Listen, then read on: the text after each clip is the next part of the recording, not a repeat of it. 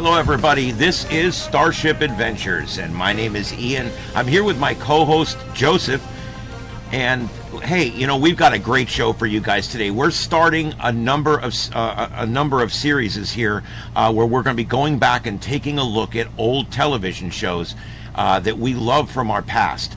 But we're going to He loves from his past. Well, it's from my past, not his past, which I think that's what's going to make this so unique. I'm in my 50s. Joseph's in his 20s. So we're literally half a lifetime apart. And what's going to be really cool here is he's never watched these shows before, ever. He's into Star Trek and some of the more mainstream sci-fi, but with this series, we're going to go back and take a look at some of the series that are a little less known out there that people who maybe were born in the last 25 or 30 years never even heard about. Well, we're going to start with one that is a favorite of mine, and this one is a series that was made for American television, but it was actually made in Britain, and it ran 2 different years, and the 2 years are similar, but not necessarily. I don't know how you want to say it, episodic. Because the second run was 2 years later, and they kind of reinvented the series a little bit. But we'll talk about that later when we get that far. The first season was very scientific, very heady. And the show we're talking about, of course, is Space 1999. And it was a show that aired, the first run aired in 1975, and the second run was in 1977. It was about the moon. It was about a moon base called Moonbase Alpha, and they thought in 1974 when they wrote this thing that by 1999 we would be living on the moon, and that this is the moon base. And so this series is great on a bunch of levels to show to someone who's never seen it before, because number one, we're going to see computers before they knew what computers were going to look like. We're going to see spaceships before they knew what spaceships were going to look like. But what else is really cool about this is they pay attention to a lot of detail on this show that I thought was important, like G-forces and shock waves and things like that, that you really have to get some of the better sci-fi to have it represented right. And this one did. This one hit the mark. Unfortunately, at the time that it came out in the 70s, Star Wars had not come out yet. The first Star Trek movie had not come out yet. So when this series aired, it was basically coming on 5 years after Star Trek had left television in its original run. And there really wasn't a lot of science fiction out there at the time. But unfortunately, it just did not pick up the television audience in America that it needed to sustain itself. And so they reinvented it 2 years later. They did another run with another new batch of series, mostly the same people, some different people. But anyway, this is based in, like I said, September 1999. And you're going to get to see here in this first episode that we're about to watch, episode 1 called Breakaway. And it's basically the pilot that explains everything that goes on in the series. And unlike a lot of other shows, this had a 1-hour pilot. It did not have a 2-part opener like a lot of science fiction shows do. If you remember all your Star Trek stuff, once they got out of the original series, once we got in the next gen, all the openers pretty much after that were 2-parters to get into it, so you could meet everybody and all that. So a lot has to happen in 1 hour. The neat thing about this is we're going to see how they thought it might be in the future, where we're storing our nuclear waste on the backside of the moon. And that's where our story picks up as a new commander. Commander Koenig is on the way up to take over from the other guy that's not doing so well. And they're having some real problems up there, and of course we're going to get into all that in just a minute. But this starred Martin Landau and Barbara Bain, and they were a married couple, and it was written by Gary and Sylvia Anderson, who was another married couple. So it's kind of neat how all that went down. And a lot of the extras and most of the secondary characters are all British, because it was made in Britain. It was made at a television studio over in Britain by a company called ITC. And let's go now to Moonbase Alpha And how we're going to do this is not a straight watch through. We're going to go for a while, and then we're going to stop, and we'll talk about each scene. And it gives us a chance to kind of go over a little bit. But I also want to get Joseph's reflection each time a new piece of equipment is introduced or something. Wait till you see what they thought computers were going to look like. This is the one thing that always got me. In Star Trek, they had panels of blinking lights, and yeah, I guess they were kind of getting there. Well, this one, now they did some other stuff too, and sometimes they represent a computer as a glass sphere with lights blinking inside and things like that. And so we're going to see all that here in just a minute. But this is called Breakaway. It originally aired in 1975, and let's see, I believe it was November. Anyway, let's not get into all that. But when this aired, this was a neat thing. A lot of people really fell in love with it, and a lot of people didn't. And we'll talk about fandom a little bit at the end, because even though this series only ran 2 years, the 2 years aren't exactly like, and it never made actual first-run syndication, and yet despite that, there's still a hell of a fandom, and they still have conventions today. So kind of a neat thing. Let's take a look at this. This is episode 1 of Space 1999, and it's called Breakaway. And we're going to start it, and then we'll stop after a little while. All right. Here we go. Everything was done with miniatures. That looks like a miniature. Everything in this. The ships, the space shots, everything was miniatures. This is miniature too. Yep. And it was all shot with high-speed film. So they could... And that's called a comlock.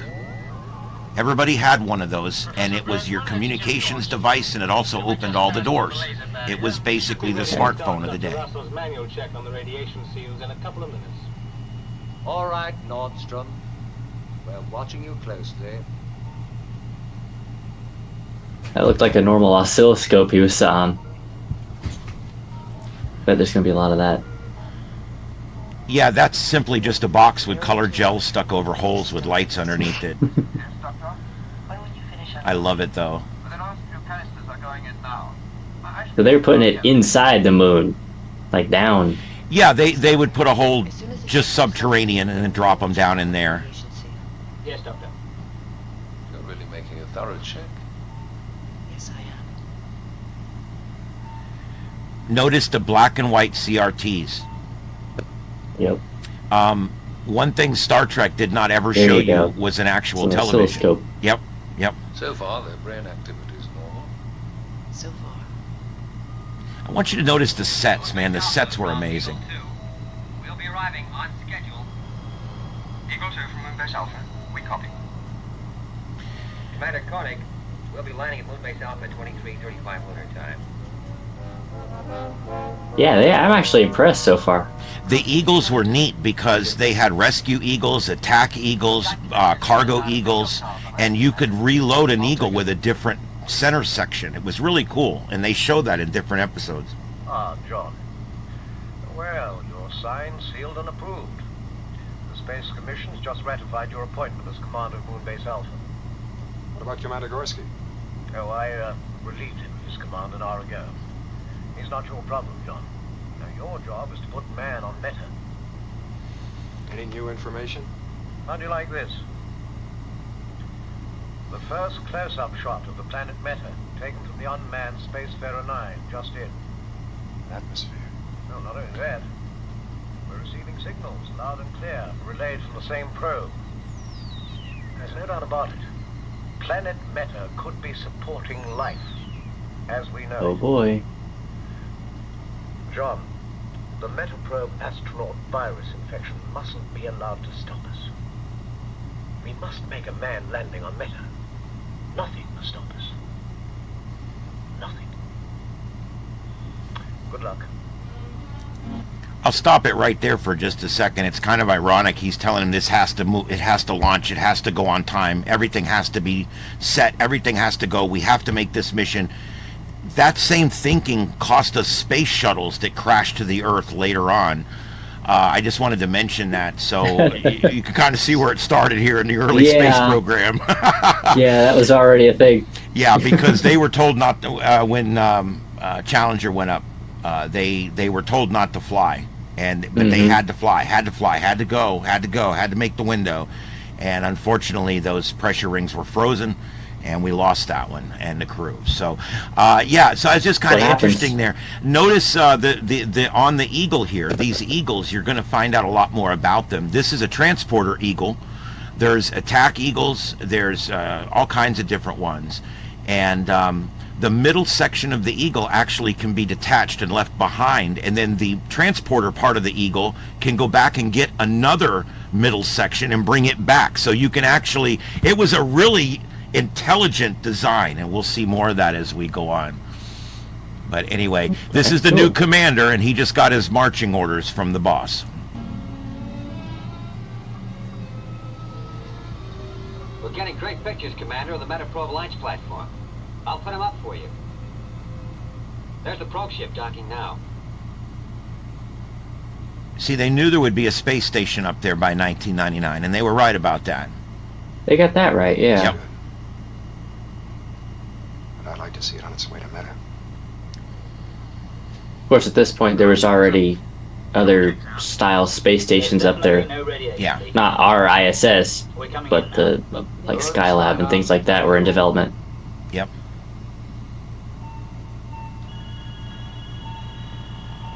It's an increase in brain activity. Steiner, get Nordstrom out of there. I think he's in trouble. Security. Get out there and bring Nordstrom in. Yes, sir. Doctor, he is in trouble.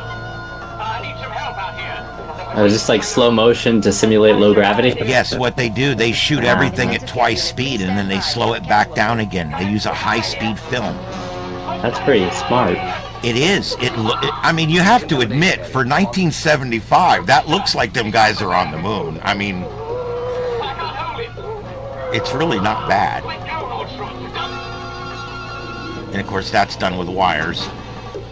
But you didn't see the wires. I didn't see him. Why you would need a security force field on the moon? We don't get a lot of theft up there.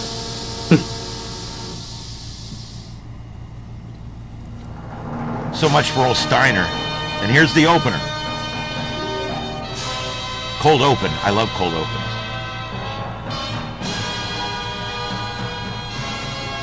Love this opener.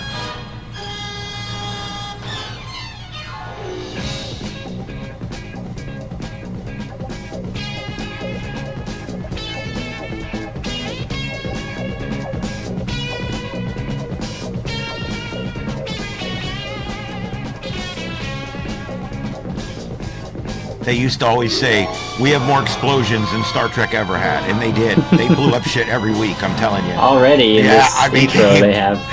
That Eagle that crashed in the opener was one they made and didn't use, so they used it in the opener. September 13th, 1999. On this day, they have a little, you know how you've got First Contact Day for Star Trek, and you've got May the 4th for Star Wars. Well, it's September 13th for 1999ers. And there you go.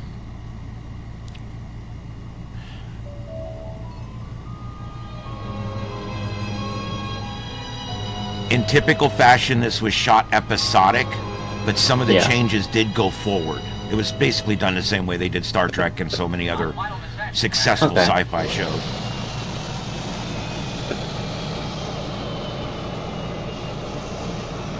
They actually had air canisters in those ships, and they would remote control turn it on, so it was as it was landing, you saw the dust and stuff coming out from underneath. And that was done with compressed. Yeah. Complicated.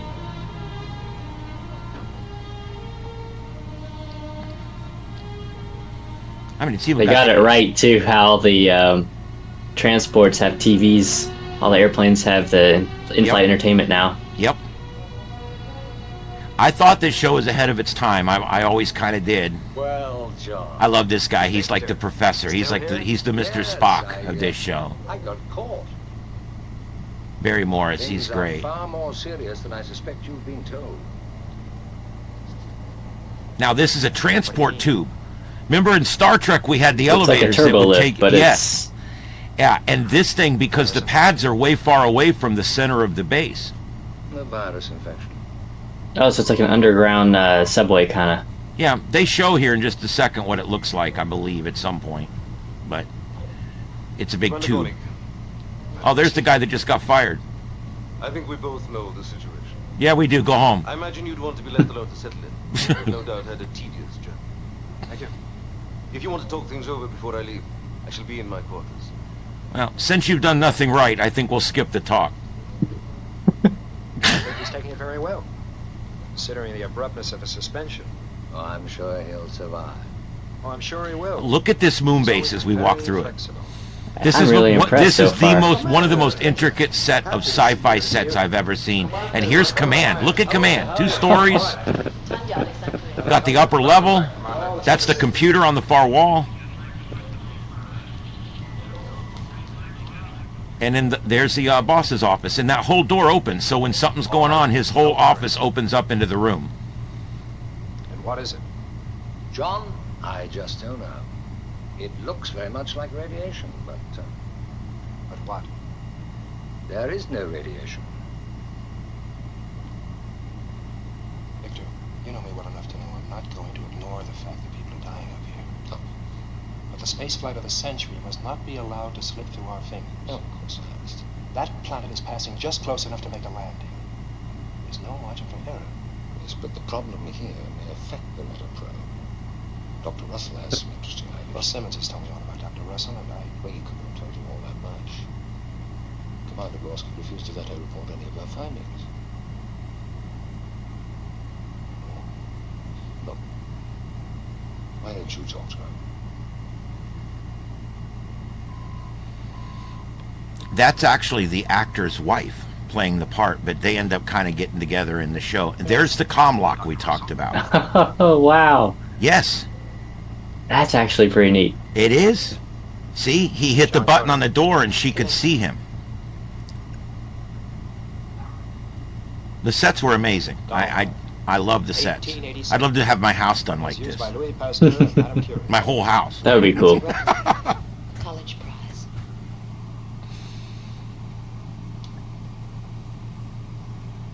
Doctor, when will our Metaprobe astronauts recover from this virus? It's not a virus. What they have is an unusual form of brain damage. Their condition is critical. So they're not going to recover.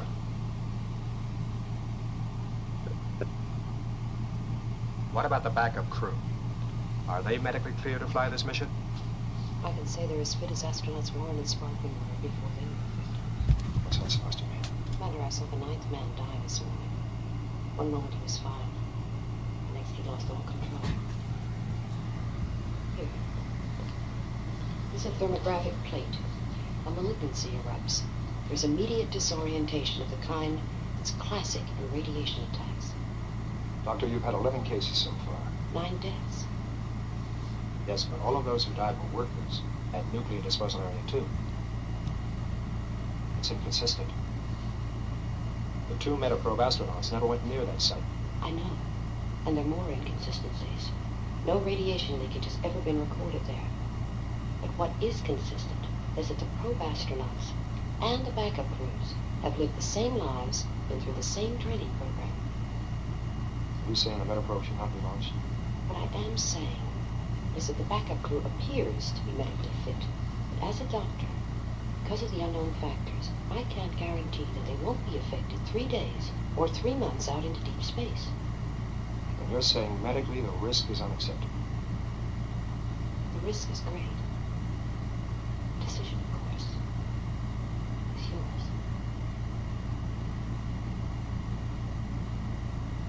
Doctor, I'd like to see the men. And of course, again, that this Metaprobe, they found a planet that may have life, and they're sending this probe. Now, we're not going to get all into the light speed travel, this and that, because it's never mentioned in this show, really. But as you know, sublight travel to the nearest star is 100 years away.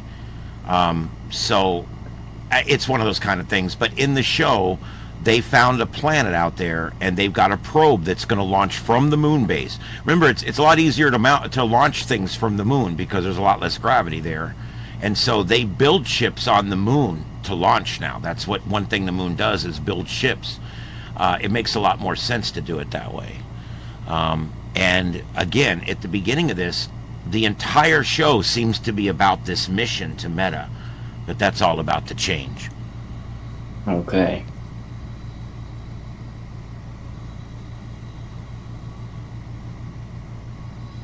He knows some of these guys. They all have this strange radiation poisoning, but the radiation detectors don't detect any radiation. It's some kind of strange radiation.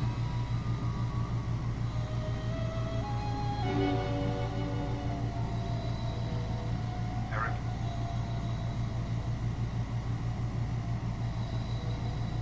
Frank? It's John Koenig.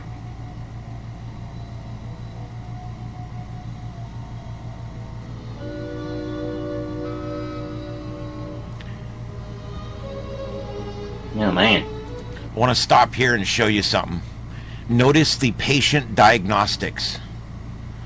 I thought that, you know, what Star Trek came up with the bio bed, with the screen over it, I thought was revolutionary. It was amazing. We have the same thing today. When you sit in a doctor's office, or when you're laying in the hospital, there's a screen over your head that tells them everything about you.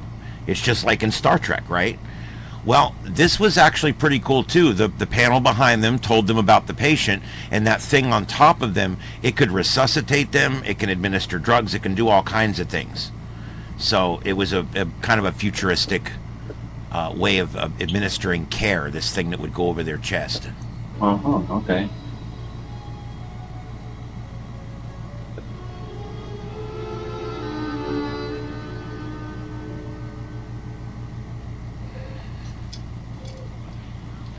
Now here we're in the lab. Oh. That's fine, yeah. How soon can you do it? In about a week. Carter? Commander. Nice to see you. Good to see you. And if I could tell you real quick, the sleeve colors are the departments, just like on Star Trek with the gold, blue, and red. The gold sleeve, he's a pilot. He flies an Eagle. In fact, he's the chief pilot. The blue is command, white is medical, purple is security, the light yellow is base services, and red is engineering. Okay. Well, is she ready to go? Yeah, we can start the countdown as soon as you give the word. Brown is Every base hour's delay services only too. reduces our chance of success. How long to get the backup crew ready? Oh, 7 days? Backup crew? Check the background What out. do you mean? How long will it take? Oh, we can't do it. Calculations, coordinates. Is that Come cool? on, Commander, you got a problem that you're not telling me about. Captain, That is. I wonder how they did that. All I want to know is crew accepted. You're ready to go. Yeah. Guess it's we're ready miniatures. to go.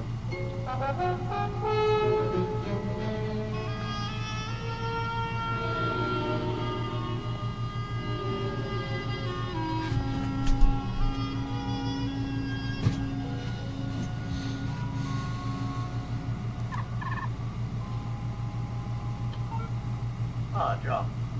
Well, how are you? Now, this is called a communications column. They have these in every room and in every corridor. I want you to notice the clock. All it is 3 clocks. Now, one assumes that one shows Earth time and one shows lunar time. They're and both showing the same time. They're all showing the same time, so I don't know exactly what the hell it is. But just to kind of give you an idea, these are comm columns, and they're located all over the moon base. Settling in up there, I hope? I just wanted your first impressions of the situation. There was another death this morning at the nuclear disposal area. Dr. Russell talks about a kind of brain damage caused by what she thinks is radiation. Yes, I've heard all about her theory from Gorski. Oh, she's a very competent doctor, John, in certain fields of space medicine, but she's wrong about this situation. Dead wrong. So I'm going to send you up a team of top medical people to probe into this problem. Hold it. Not that settled in. Before We have to do walk anything, around. Make sure there's no radiation leak at that disposal area. Look here, those 2 meta-probe astronauts didn't go anywhere near that area. Simmons, 9 men have died. I want to find out why. Tell you what you can do. Stop sending up any more atomic waste until... Now, you know I can't possibly do that. Atomic waste No, hell no. is one of the biggest problems of our time. Simmons, you assigned me up here to clear up this mess. That's what I'm trying to do now. All right, Commissioner.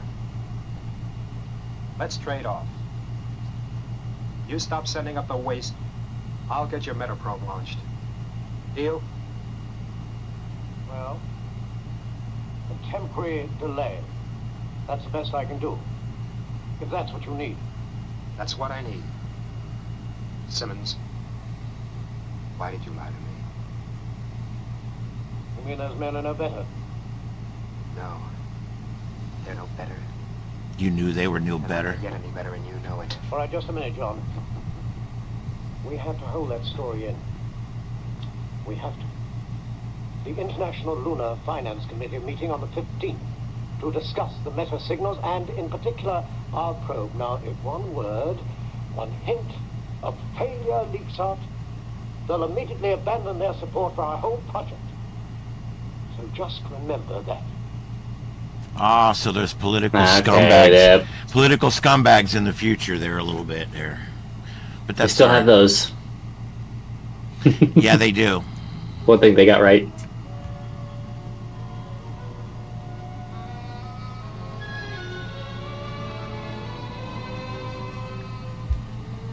I want a shirt with a zipper. Oh, Yeah, I wonder what that's useful for. I'm going to I would recheck assume that getting in and out of the damn area thing. myself. I guess. Yes, sir. I'll need 2 volunteers. Very good, Commander.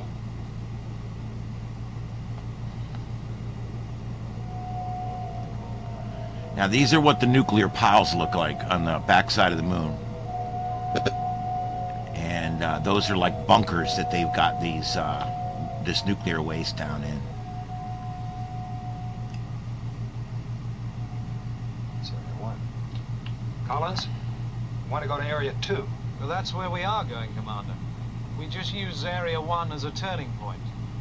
Navigation Beacon Delta. It's a landmark. Some landmark. Collins, Let's move in closer and take a good look. Yes, sir. No radiation, John. I checked it out. Counts normal. that was the first nuclear waste area up here. Has it been used since I left?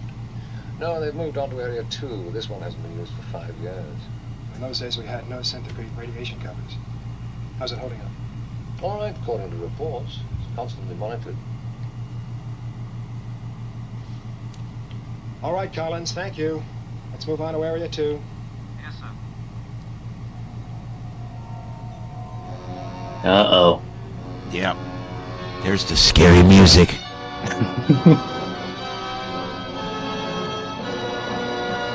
Tease, tease, tease, and we'll be right back. Oh, wow. You gotta love that. But yeah, I think he's starting to kind of put it together in his mind what this could possibly be.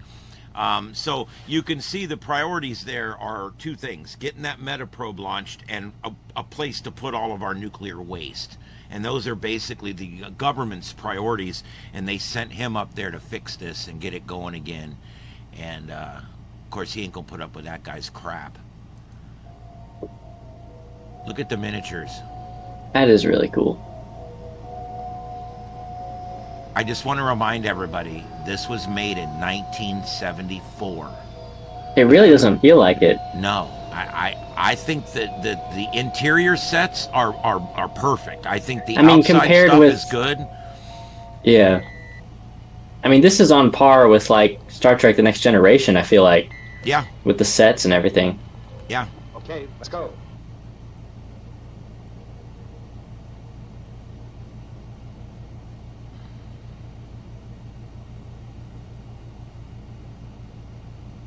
This is where they keep the beer.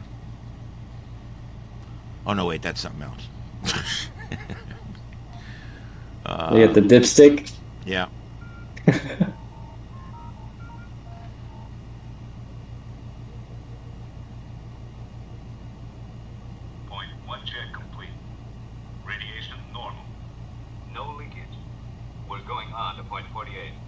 Bye, Jackson.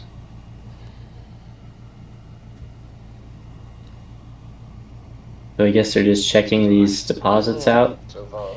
Yeah, there's these people keep coming up with this weird radiation poisoning, so they're checking everything. They're double checking everything to see where this radiation could be coming from. Of course, this guy got a touch of it on the way up there, I think. Oh no. Yeah. Yeah, you could see it on his Apple iWatch.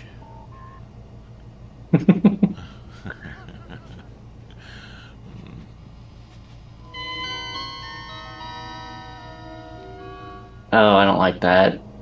Yeah. Well, it's because the radiation is eating your brain out behind your eye. Oh, Yeah. man. Not good. Commander, point 48 check complete. Radiation normal. No leakage. That's it, sir. All okay out here. All right, Jackson. This gets pretty interesting Thanks. here in just a second. Get out of there This as guy fast as goes you can. nuts. I don't think I'm spoiling anything by saying that. No. Seems to prove the radiation It's can't a bit be predictable. safe limits. So much for Dr. Russell's theory. Whatever affected the 2 probe astronauts and killed the other 9 men was not radiation. It's not. Damn it. Commander, I've got to get out of here. All right, Collins, we're leaving right now. Now! Now! Move aside, Commander. I'm getting out of here. I always have to bust the doctor's face up. Oh, here we go. Oh yeah, that's real smart. Yeah. Yeah, break out. Yeah, there you go. Some days you're the bug, and some days you're the Also, why is the window so easily smashed by someone holding a helmet? I mean, this thing's holding in an atmosphere of pressure. Why can you just beat on it to break it? Well, Seems like a design flaw. I could say it this way. I would assume there's more than one level of glass. It looks like there's 3 or 4 sheets of glass there, but...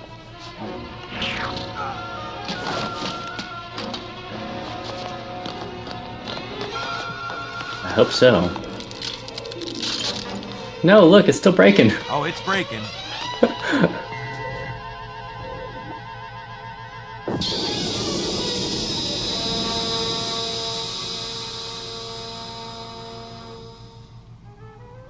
I think the budget for the show was bigger than the one for the moon base. Could have invested in some thicker glass. Uma, I want a breakdown of all recorded information on the training flights of the probe astronauts. I'd like them checked against the Eagle shuttle flights flown by Collins. Search for any correlation between them, any whatsoever. Immediately, Commander.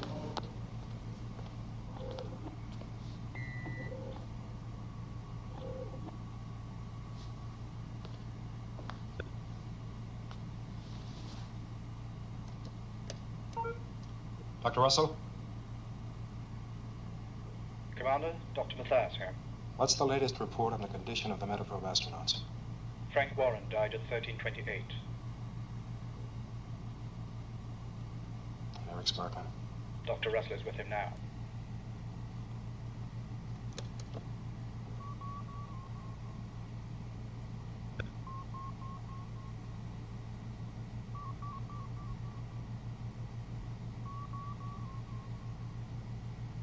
You can see that how they were trying to represent all the data on one screen, which I thought was kind of cool.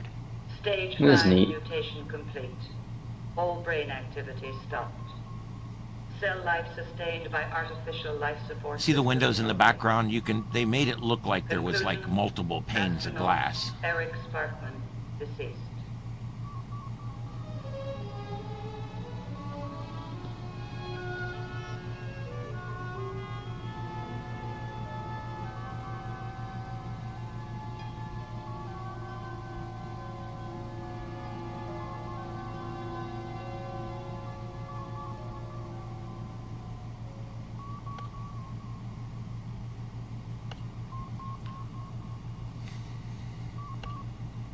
That scene right there always reminds me of Idiocracy.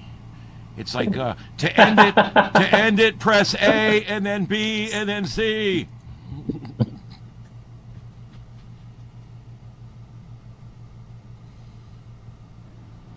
I died. Eric. Frank. Of what? I mean, I was told that you were told lies. They died of an illness no one can understand. Earth Command wanted you to think it was a temporary setback. But the metaprobe. Forget the probe, Carter. Before we do anything more, I'm going to find out why those two men died. There's no doubt about it. Planet Meta could be supporting life. That's his quarters. Yes, but the problem here may affect the metaprobe. We must make a manned landing on Meta. Nothing must stop us. Nothing. I can't guarantee that they won't be affected 3 days or 3 months out into deep space. I think I want that chair. That chair looks nice. The giant It's one of them designer chairs. Probably costs $30,000 now. Yeah. This is a replay of the flight recorder from the Eagle, flown by Eric and Frank on their last training run. The flight was recording perfectly, and suddenly everything went blank for 2 minutes, just like that. Then just as sudden it all started again, perfectly. Where did the blankout occur? Navigation beacon Delta on the far side. Put it together. Waste disposal area 1.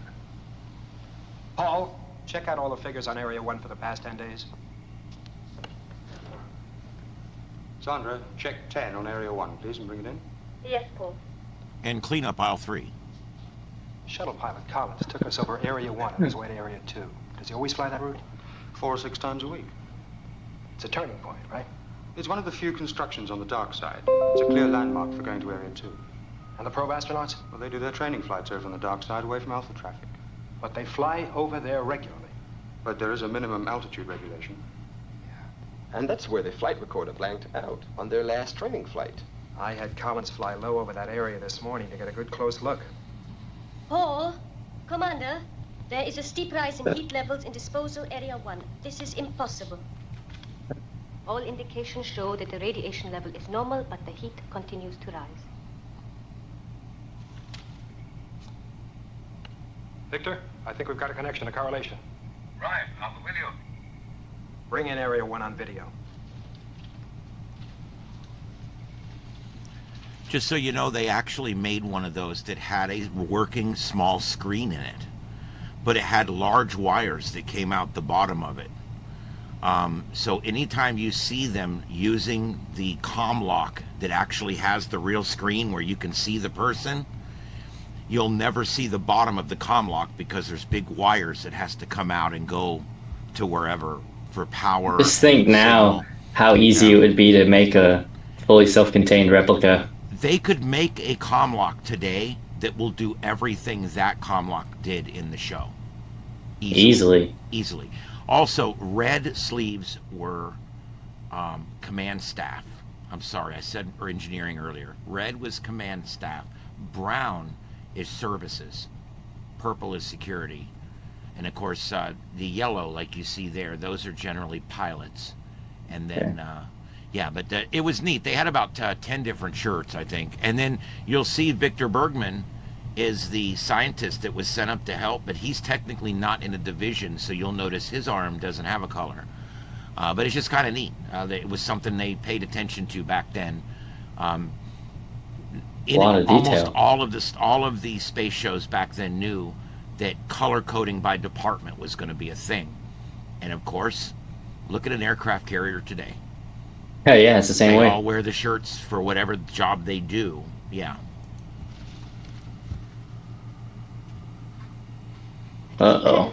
Yeah, that can't be good. Lightning on the moon. It's incomprehensible. Heat without atomic activity. Yeah. Let's have a look at that. Remember, they didn't have displays. Everything printed out on like calculator tape. Receipts. Yeah. Here's your receipt for that. Oh no. Second camera, please.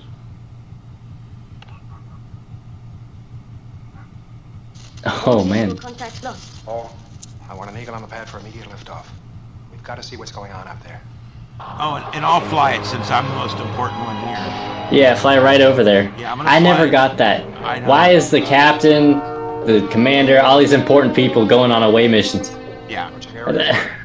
It's the worst idea ever. His ass should be flying his desk is where he should be. Yeah. I mean, look, there's a lightning storm on the moon. Let's have the man in charge fly into it. There you go. Yeah, fly right over it. Great idea. The blue lightning Yeah. is really messing the paint up underneath this eagle. It's getting more active. I'm increasing altitude. Set coffee to brew. I'm in trouble. You still getting data? The magnetic field's expanding. We can't measure it. Get him away from there quickly. I kid about this show, but I really love this show. It's so good. It seems really good. Switch to onboard backup systems, Commander. We're losing you. Who would have guessed this would happen? Yeah, he flew right over it too. It's so unexpected. You flew into the bullcrap. Oh, and here's the first eagle we see crash. They crash about 50 of these during the show. Why? Because models were cheap in the set. Here we go. This is like the 11th one. He crashes more eagles than anybody else on the show.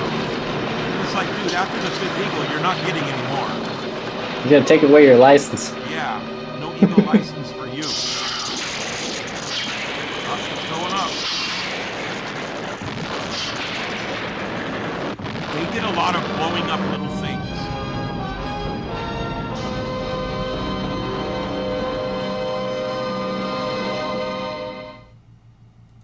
You know, Wow. I got to tell you, that's pretty cool. You know, on Star Trek, and I know I go back to Star Trek because I'm a Trekkie. I like all the shows, as you can see from my shirt. And I love Battlestar Galactica and all these other shows. But this show, there was an attention to detail in this show that you just didn't get in some of the other ones. And I just think Which I really appreciate that. I know. Wait till you see them putting ships together with big cranes and stuff. I mean, they show it all. It's all shot with high-speed film, and just really cool stuff. But anyway, let's get on with the next act here. They're got to go rescue him now.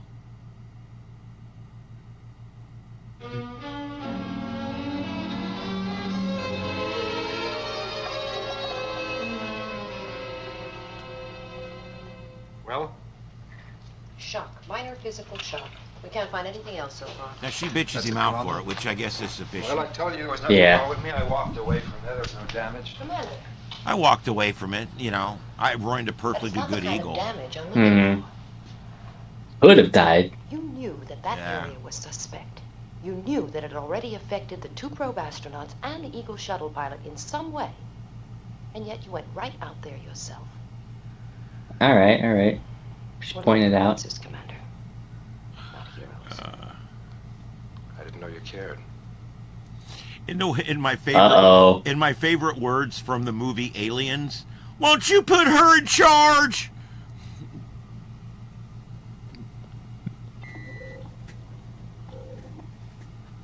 She knew exactly what's going on. Look at this. It's a monitoring device from the old Area 1. It was used to record the magnetic output from the artificial gravity system there. When the area was closed down, it had nothing to record. That board actually came out of his 8-track tape player in his car. Controlled increase in the magnetic field. That's the point. Did it really? No, I totally made that up. I would believe it. That's what it looks like. This instrument's giving me a lead. I think we're facing a new effect, arising from the atomic waste deposited here over the years. Magnetic energy outputs of unprecedented violence. Magnetic energy responsible for the flare-up at Area 1. Magnetic energy causing brain damage? Something we didn't think to check for, but I believe it was a sudden surge in magnetic field that wrecked your flight navigation system and blacked out the astronaut's flight recorder. That would do it. Astronauts flew over there daily, as did Collins and the shuttle. And we've all been exposed to it. We've all been to Area 2, and to get there, we turn over Area 1. It could be a cumulative effect that hasn't as yet... There's an even bigger problem I see looming up. Area 1 burnt itself out in a magnetic subsurface firestorm. What worries me now is that the same thing could happen in Area 2. How much time do we have? We need solid data on magnetic levels. Well, have the commander fly up there again. Neither will I. Then your most important guy. Yeah. Magnetic levels. Matter of fact, send him in an old crappy Eagle so we don't lose another one of the good ones.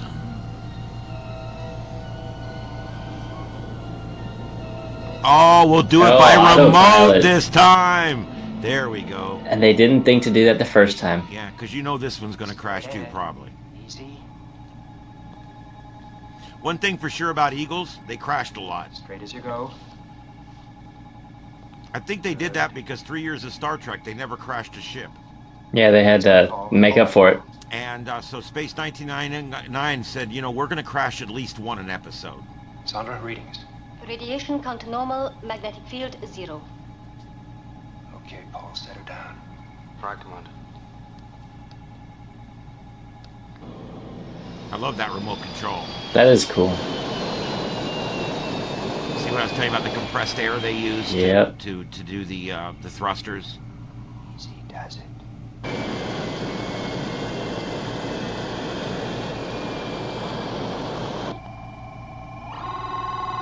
Uh-oh. Blast her out of there, Paul. Hit 7 of those unmarked buttons, Paul.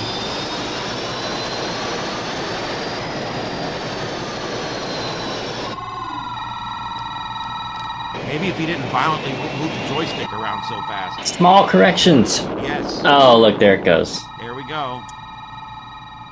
That's 2. For anybody that's counting, we've lost 2 Eagles this episode. Do we count the one in the intro? Yeah, well, I don't know when that one in the intro actually went down. Contact Commissioner Simmons immediately.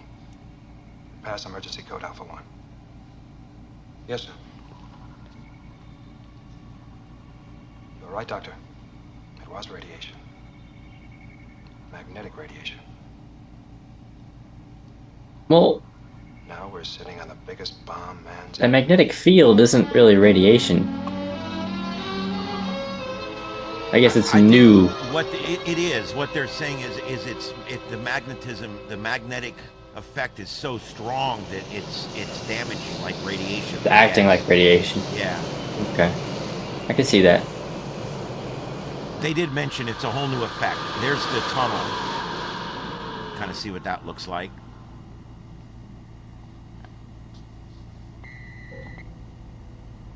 Oh, look, the boss came.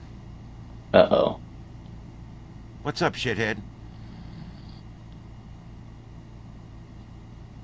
Commissioner? Commander? Yeah. Jesus called. He wants his hair cut back. My officer querying about your emergency code Alpha 1. He's got that evil beard, too. He does, yeah. He could be from the evil universe. Who knows? He could be. Commissioner, the heat is starting to rise on the interior of Area 2 as well. Now, it contains 140 times the amount of waste in Area 1. With quantities like that... Because when humans do it, we do it big. What are the chances it could burn itself out, like Area 1? Simmons, you don't seem to understand. We're sitting on top of it. There is no chance. Well, what's to be done? Try and break Yeah, the so pile why did you apart, come rip up here? the rods, destroy the mass.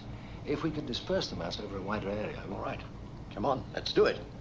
We do have limited time. So flying over it caused problems, so we're going to fly over it. See, that there is a cargo Eagle. See how it's set up with winches? So that's what the frame over the top of the ship is.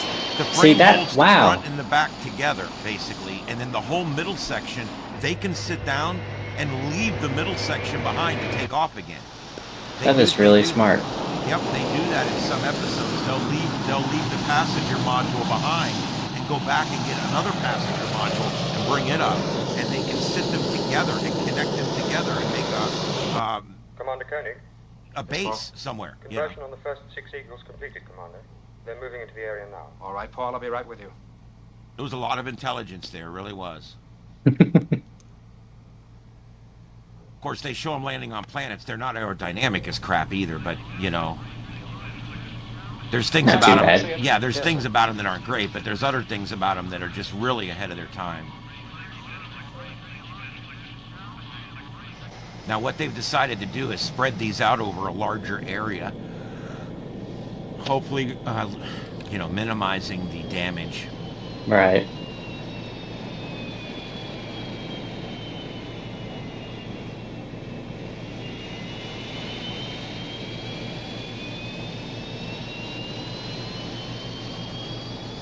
Paul, this is Eagle 1-4. Getting a bit of flicker on the navigation system. We'll check it out from here. It's getting worse. All over the place. Uma, I want central computer updated with everything possible, constantly. Number 26, dispersed to grid C9. Repeat, dispersed to grid C9. Grid C is full now, Paul. I'm moving over to G10. Base station G here. 36, 50 calories. Getting kind of excited. Well, we've had navigational failures on 2 of the ships. They returned to base for replacements. The magnetic field must be expanding. Tell them to increase altitude. Right. Main mission to all Eagles, increase altitude by 10. Do you have an extra ship? No, they're all committed. Well, take the commissioner's Eagle into orbit. Report on how things look from up there. Right. Greetings. Heat level holding. Yeah, Magnetic take field Ding Dong's fluctuating. Eagle. That's what worries me. That jerk's gonna wish he stayed home. I think we should go up another 100, Commander.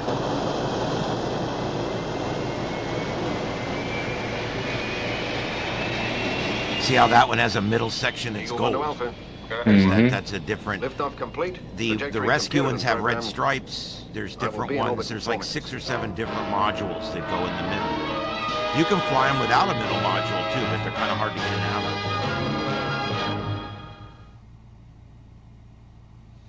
Wow. Yep. Well, here we go with the next act. And now you got to remember one of the. Wow, that didn't go well. One of the neat things about this episode is that Liftoff complete.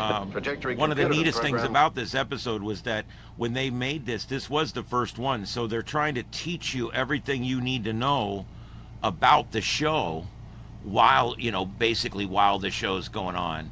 The damn thing, I think I'm right back there. Okay, here we go. Now that's Alan Carter, who's the chief pilot, is out in that guy's Eagle, and he's going to go check it out and see what's going on. I hit a button somehow and screwed it up, but anyway, here we go. I always like the shots with the Earth in the background. yeah, it's cool. You'll find out why in just a few minutes, but you don't get to see that much going forward. And I must say, it does look pretty promising to me.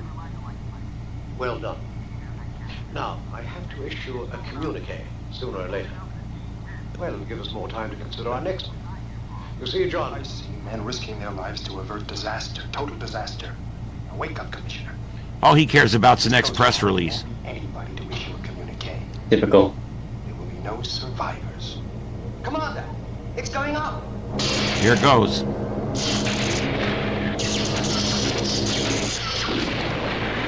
Great. Oh no, that's the that third one one. blew up in the air. That's the Oh, third man. Eagle. Abort the mission. Main mission to all Eagles. Return to base immediate. Repeat, return to base immediate.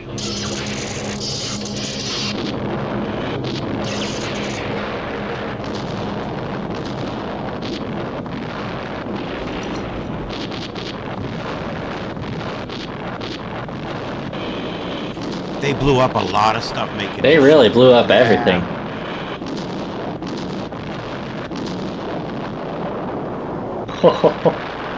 That's pretty bad. Seal off all sectors.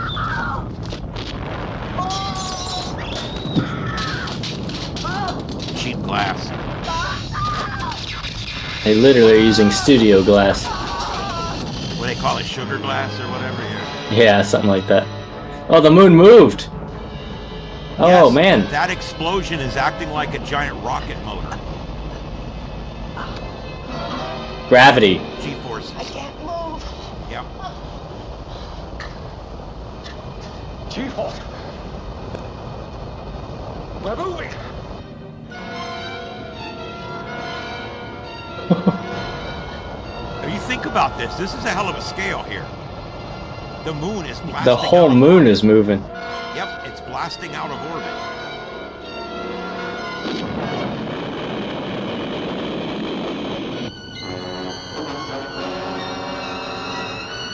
That's not going to be too good for the Earth either. No more tides. Alpha, do you copy? No, as a matter of fact, Alpha, I'm not receiving it's you. almost Maybe you're receiving me. it could be an event The that moon ends is life. It going really out of could. the Earth's orbit. That explosion. It has pushed us out of the Earth's orbit. Alpha, can you hear me? He's probably got as much as 6 or 8 Gs, I guess, 10 Gs. We can't see any more than that. You're going to go unconscious. So they're still all conscious. So I'm figuring 6 or 8 Gs. They're really moving. Surprised the moon didn't just break up. Yeah. That's probably what would have really happened. Well, we all know it's hollow and artificial. We'll talk about that in another show. Yeah. What's happening to you down there? We've lost contact. Can you hear me, Alpha? That effect is done by blowing air in their face. You see that? You see how his face looked like it was? See how his face is? They're blowing air right in his mouth to make it look like that. It's a really neat effect. Now, I've done that before. They pulled out all the stops to make this look as real as they could. I mean, for back then. Away from Earth.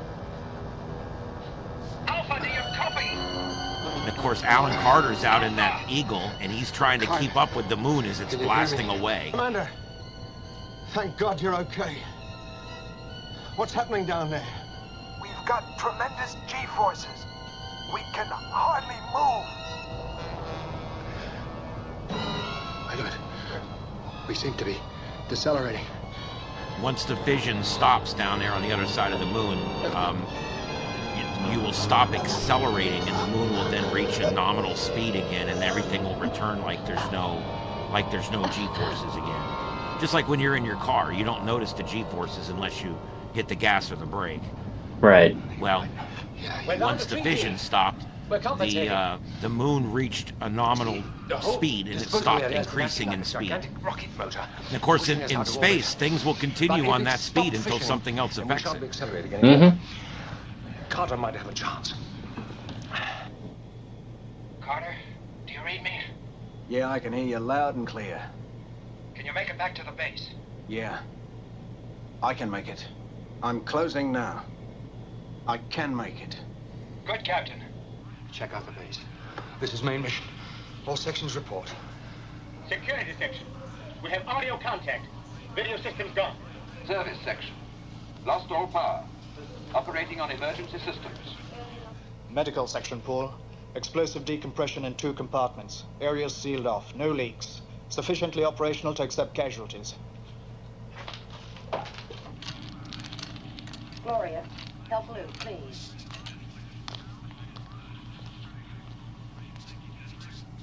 I can appreciate that even though they're on emergency power, the lights are all still white and bright.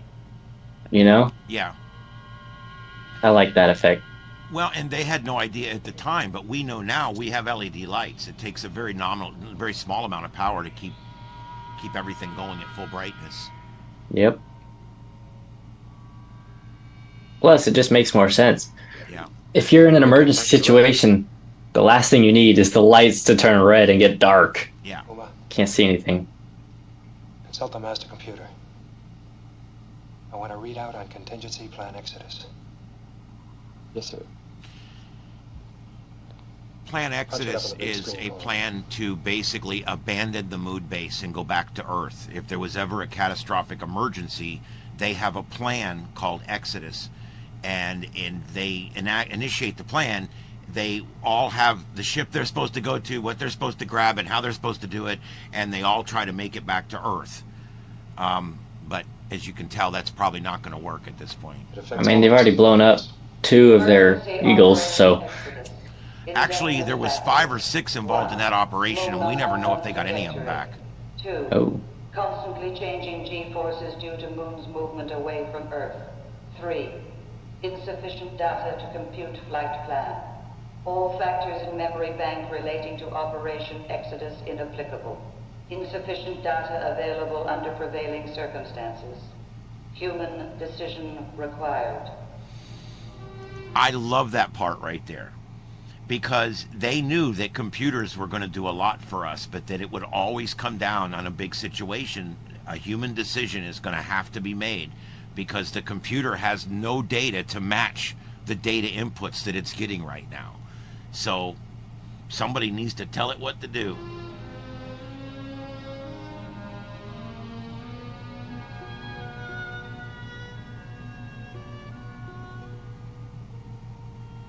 They're on a working moon base. You would not want to head back to Earth if you don't think you're going to make it. If the moon's Right. hurling away, you're going to have to burn a long time to turn that speed around the other way, and then burn again to stop when you get back to Earth. These ships aren't designed for that.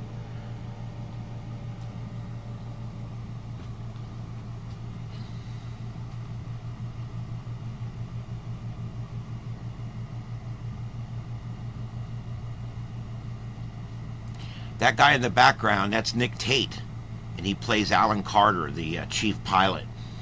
And he loves science fiction and loves Star Trek, and he still to this day goes to the conventions. He's an old man, and he actually has appeared in several Star Trek episodes. If you remember the one in Next Generation where Picard and Wesley end up on some other place's shuttle, and they end up crashing on a planet with a third guy, that third guy was Nick Tate. He's played the guest star on several Star Treks, yes.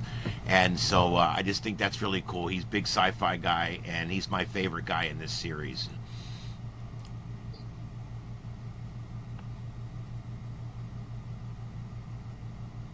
Attention all sections Alpha. This is Commander John Koenig. As you know, our moon has been blasted out of orbit. We have been completely cut off from planet Earth. As we are, we have power, environment, and therefore the possibility of survival. If we should try to improvise a return to Earth without travel plots, without full resources, it is my belief that we would fail. Therefore, in my judgment, we do not try.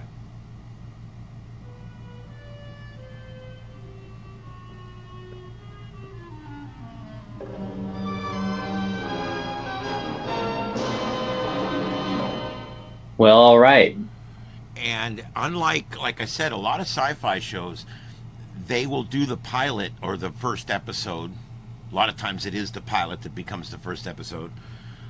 They'll do that in a big 2-hour format so that you get a chance to meet everybody and do everything. But in this one here, basically it plays right up to the climax of the moon blasting out of orbit, and then the rest of the show picks up after that. You know what I'm saying? So this is pretty much the end of it. We're going to watch the last scene here, but this is where the series picks up from here. And I'm going to talk a little bit about the series overall at the end. And I do appreciate everybody watching, those that have watched up until now.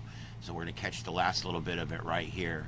We're watching Breakaway, Episode 1 from Space 1999. This is the final act. The totally unforeseen accident on the lunar surface has caused very serious repercussions here on Earth.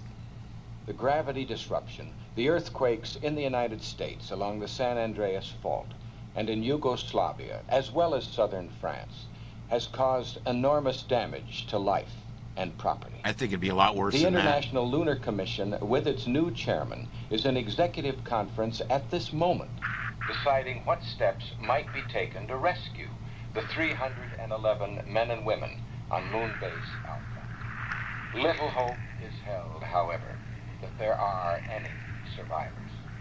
For a short time, it was thought a rescue might have been attempted from the space dock, until that, too, was hurled out of orbit. It has now been established that the moon's acceleration away from Earth has put it beyond the reach of any... And that's it. Seems about right. Could you imagine? Can you imagine what that would feel like? That's the last pretty bad. transmission you'll ever hear from your home.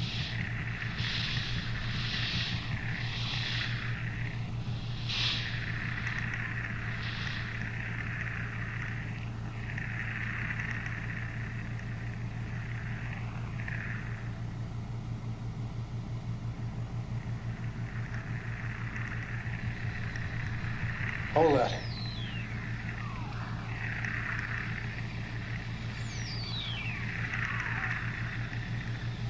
It's Meta. Oh. So they're moving in the direction of that probe that they left on that planet, Meta. So we now know that the moon is moving towards that inhabited planet. Maybe that's where our future lies. Maybe there.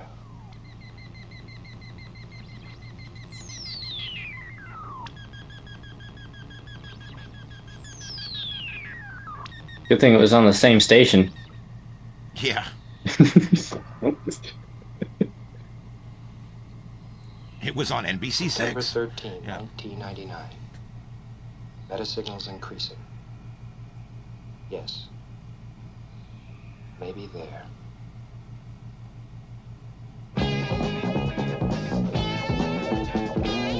There you go. The first episode of Space 1999. And I'll tell you what, people, when they first watched Space 1999 many years ago, when it first, if they watched it in first run, I was about 6 when it happened in first run. But people that watched it loved it. They fell in love with it right off the bat. And then when it didn't go past the first season, there was a lot of backlash, and there was a lot of letter writing and all the usual stuff that you see that goes along with these things. And it was resurrected again for another run. But the problem, like with every one of these type of shows that you see, what always ends up happening is something happens. In this show, it was writing. The writing was bad. There was episodes where the ending didn't even really make sense to the beginning. You know what I mean? And it just it built and built and built, and then just was over with at one point. And just some of the things that people don't like about science fiction writing happen in this episode, in these series. The first one I thought was written really well. There's several others that are written really well. The acting, the sets are amazing. They are, yeah. I really feel that and the editing was good. I really feel that where this series had its problem was weak writing. Star Trek Season 3 suffered from crap writing. I mean, it happens. And they started out, they need to make 26 episodes. They've got 5 scripts to start with. And you're writing scripts while you're shooting on the other set. You're trying to write scripts in the back. I know how it is. And they ended up with some stinkers towards the end that are just not that good. Still a decent show. Still worth watching one time. But the writing's not great. It just, the ending didn't really come out like we thought it was going to or whatever. I don't know. Just a little weak on the writing. All right, so I'm hoping you guys enjoyed this today. It was an opportunity to introduce a new person that's never seen this before to a show that I think is worth watching, even though it was made 50 years ago. And it's just an amazing show. Joseph, what did you think about Space 1999? I've seen the whole original series of Star Trek, and I've seen some of the original Lost in Space, stuff like that, and honestly, those were not, I won't say cheesy, they are almost stereotypical to the point that it's comedic in a way, but this I was really impressed by, because this feels a lot like something made in more modern times. The acting is definitely different from those other 2 shows I mentioned. The sets are really, really good in this. I couldn't believe some of the detail that they went into on the sets compared to stuff like Star Trek the original series, where the walls and everything were just flat sheets of plywood up that were painted. Here they actually got really detailed sets. I think they really did a really good job on. The writing for this episode I thought was really good. Definitely, if this was me and I was watching this when it came out, I would have been excited, and I would have definitely come back for the second episode. That's the thing. These types of things are not going to be outdated just because I'm younger, just because I'm used to something else. This actually is quality, and it's I like sci-fi stuff, so this is definitely something that I would like to watch more of and see where it goes and everything. The premise is really cool. I got a lot of good things to say about it, really. I think it was really good compared to some of the other things I've seen that also didn't take off. Lost in Space was one of them that was redone in modern times, and I thought it was a lot better in modern times. This one, I think, if they tried to remake it now, they'd probably just screw it up. I mean, they've tried to resurrect this 2 or 3 times, and I really would love to still to this day see it. But judging from how they've screwed up some things lately with some other franchises, I won't mention Star Trek Discovery. Oh, you mentioned it. So. Oh, yeah, I did. Oh, darn. Sorry. Just forget I said that. It's not terrible, but it's just not good. You know, it's not like what we expect. And, you know, people that are like me that are really, really into Star Trek and really, really into sci-fi, we like episodic science fiction television. Continuing, I like episodic with a progressive storyline that, you know, progresses over time. Like Star Trek Voyager is a good example of one that did that pretty well, where at the end of the show they did actually, you know, something major happen, and as they progress through, something happened. So if this is like that too, that's definitely right up my alley. It's the kind of thing I like to see. If it's just episodic and nothing carries over to the next episode, is it really like a series at that point, or is it just an independent production of each storyline, you know? Like a movie, its own movie, kind of. That makes sense. Yep. So I like this format a lot. I think they did a really good job with it. They did, and just to give you a little tease, the scenes you're seeing right now are from my favorite episode called War Games. And they're actually attacked by warships, and they have to go defend the moon base with eagles. And, man, they destroy a lot of stuff in this one. Just so you know, do you know how they do those scenes right there? They blow it up. They blow it up. They take a model and they blow it up, and they put a little sand and stuff inside the model, so when it blows up, you see a lot of debris. But one of the things they do is they put the camera underneath whatever they're blowing up. And that way, when it blows up, all the debris falls towards the camera because the camera is down, gravity. And when you look at it then in space, it looks like it blew up and a bunch of the debris flew your way. Well, actually, all of it flew your way. You just didn't realize it. But that's how they did those explosion shots. It's all models. All these were shot with 3- and 5-foot models. The entire production bay where they make the ships and all was all shown. It was all shown. It was showing them through the series. You get to see a lot of neat stuff. So probably the best use of miniatures I've ever seen in a production. Definitely. A lot of times when people use miniatures, they know it's not going to look that great. These people used miniatures, and they really tried to make it look great. I mean, it looks really good. You mentioned Lost in Space. I did want to mention, I don't hate Lost in Space. It's not my kind of show. It's science fantasy kind of in a way. It has a lot to do with being real campy, you know. This show got campy too, but not as bad. My problem with Lost in Space is I wanted a space show, and what I got was a family adventure. That was a family on a planet. What I got was a family adventure and an idiot and a robot. And I didn't like it for that reason. I actually, you know, I liked the characters in it. I liked the actors that are in it. The actresses, they were all great in that show.